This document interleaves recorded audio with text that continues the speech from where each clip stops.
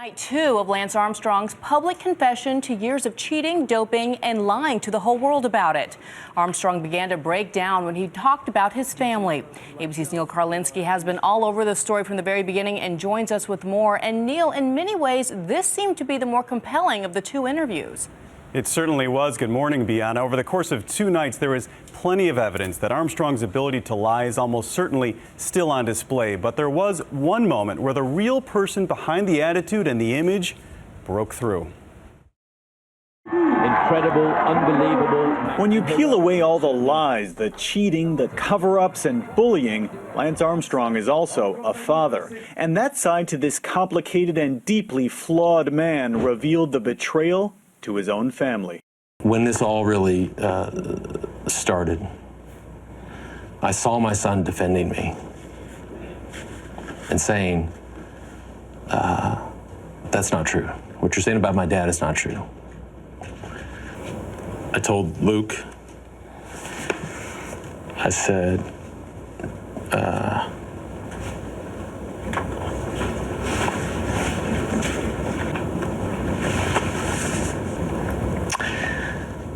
don't defend me anymore. It was a painful glimpse into a man who apologized repeatedly for his big lie, and yet somehow feels that his lifetime sporting ban is unfair. Never mind the fact that he ignored fair play at every turn. I deserve to be punished. I'm not sure that I deserve a death penalty. If you're asking me, do I want to compete again? The answer is hell yes.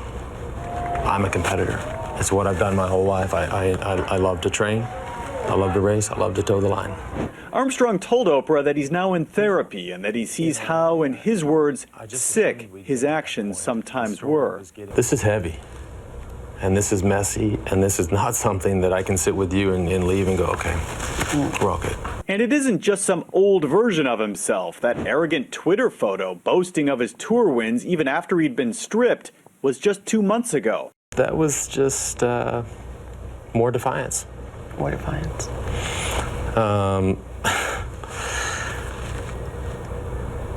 And you know what's scary is I actually thought it was a good idea.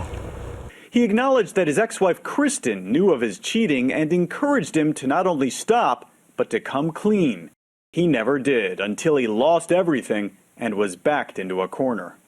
Will you rise again? I don't know. I do not know the outcome here.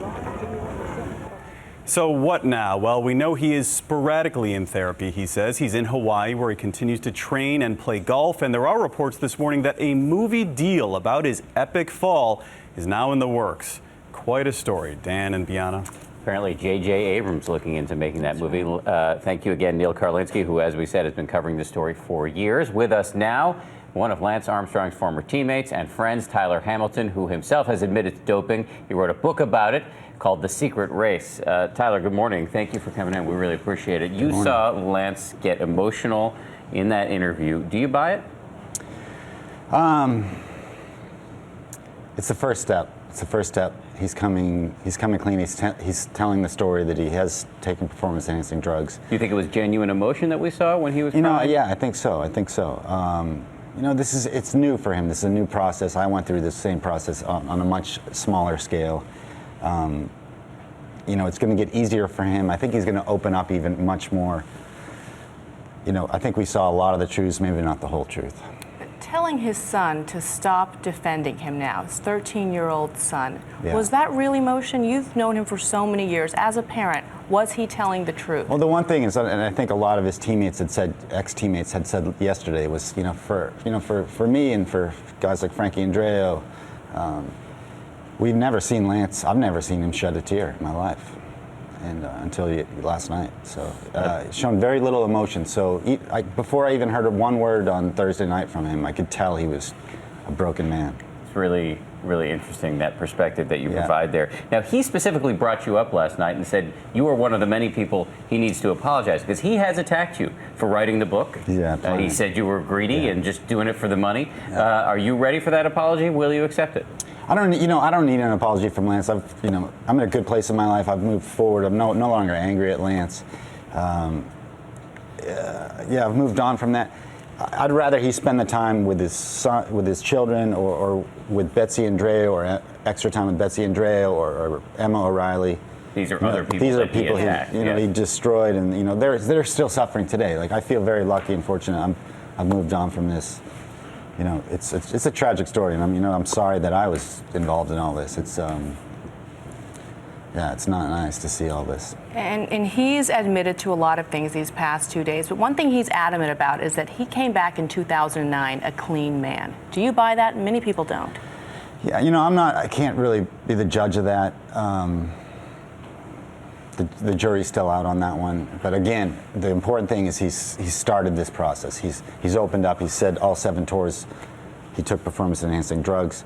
The question now is where he goes from this. Now his actions moving forward. He needs to go and name names. He needs to come fully clean and tell Travis Tiger and USADA, where the bodies are buried. So we have just a few seconds left. Let me quickly ask you. He's saying he should not be getting a life sentence here. He should be able to compete again. Do you agree? I agree only if he comes 110% clean. Tell all the names from day one when he started doping, who provided it, when, where, and how, all the way to the end. Tyler And Hamilton. if he doesn't, then... Tyler, thank you very much. Yeah, thank you, guys. Thank you. There must be some sense of closure for you as A little well. bit, but it's hard to see Lance going through this. I don't like to see anybody suffer like that. A man who was there with Lance Armstrong up close and personal for many years. Tyler, thank you very much. Yeah, thank you, Appreciate guys. it.